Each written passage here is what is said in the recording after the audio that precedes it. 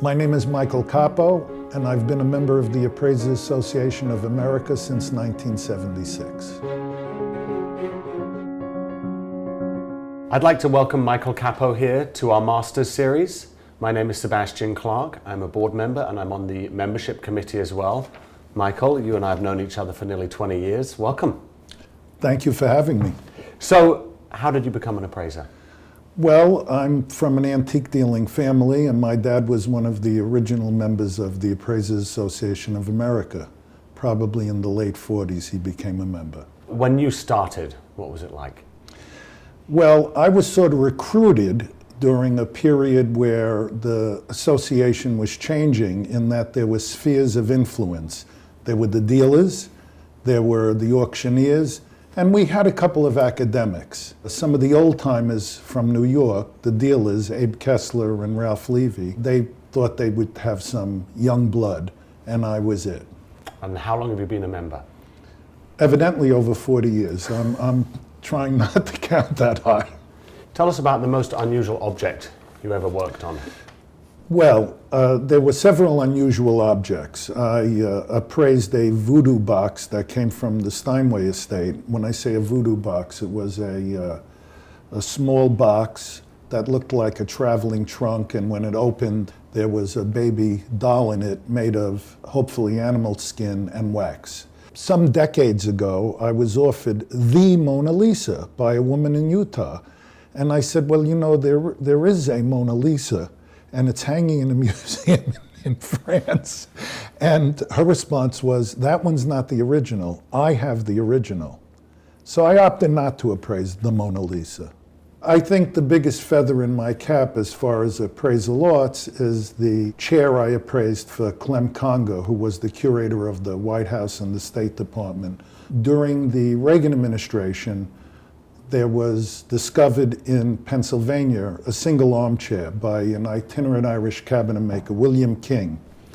And it was part of a set of 24 or 28 chairs that were destroyed, except for one or two, at the White House when the Brits burned down the White House during the War of 1812.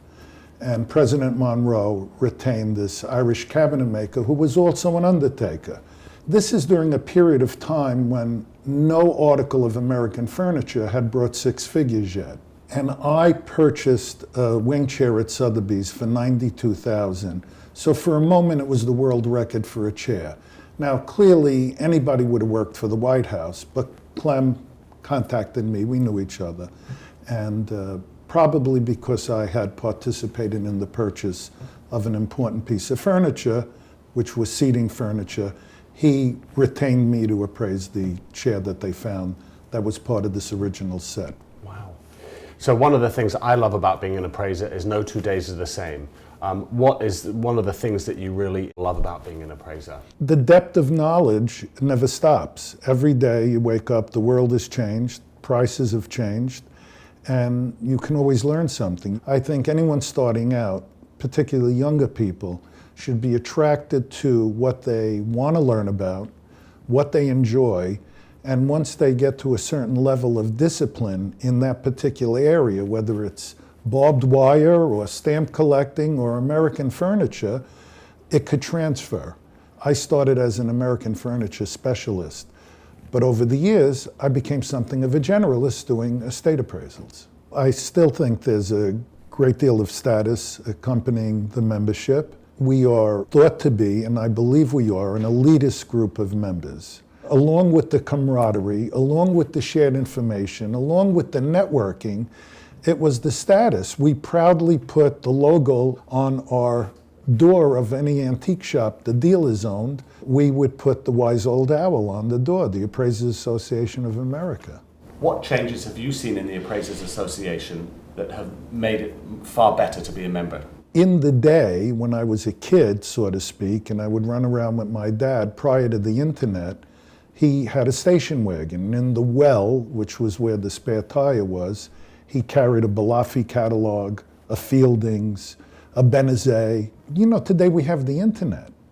And we have so many of our lecture series and courses that are available to us through the association's website. I'm always learning. The level of expertise is just ratcheted up. What advice would you give to a new member in helping them manage their clients' expectations when it comes to value? And can you talk about some maybe sort of funny or anecdotal experiences you've had? When Sotheby's offered a Picasso with a $60 million pre-sale estimates, and they said, "What do you think of the Picasso?" I said, "It's going to bring over 100 million." They said, "Why would you say that? Nothing's brought up." I said, "Because somebody's going to want to break the glass ceiling, some oligarch. It's not the artwork. It's the prestige of having broken that glass ceiling at 100 million. So when it brought 104 million, I was getting dozens of phone calls, like, "What type of genius are you?" So I said, "I'm not an expert on Picasso. It's just a gambler's instinct at times." If you hadn't have become an appraiser, what would you have done? You know, I had the hook in me very early because my father was an antique dealer, and I remember being a kid and seeing Maurice Segal leaving Sotheby's with Ira Spaniman, and they were so flamboyantly dressed. I said, I want to do what these guys do. Had I not become an appraiser, my father would have sent me to law school or medical school.